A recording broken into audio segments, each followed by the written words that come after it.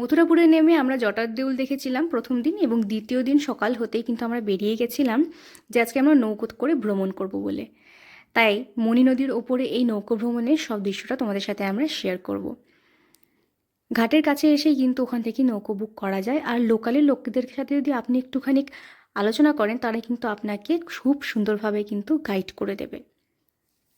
তাই সকাল সকাল হতেই আমরা যেই নৌকোয় উঠেছি তখন তো আমার ভয়, হাতটা পুরো ঠান্ডা হয়ে যাচ্ছিল, কারণ নৌকোয় চড়তে আমার ভীষণ ভয় লাগে।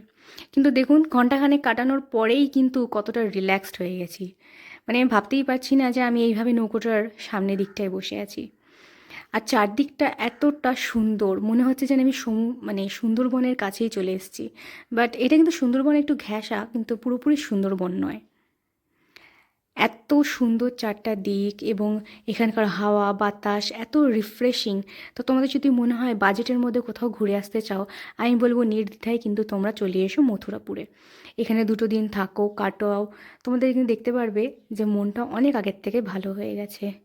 আমরা এই দিনটা খুব এনজয় করেছিলাম, এবং সেখানে একটা সারপ্রাইজ ছিল মামনির জন্য। তো ভিডিওটা তো প্রায় শেষের দিকে, তাহলে ওই ভিডিওটা নেক্সট পার্টে দেবো, তো ওই ভিডিওটা তোমরা অবশ্যই দেখো। আর এই ভিডিওটা তোমাদের কীরকম লাগলো তা লাইক কমেন্ট করে কিন্তু অবশ্যই জানিও। বাই।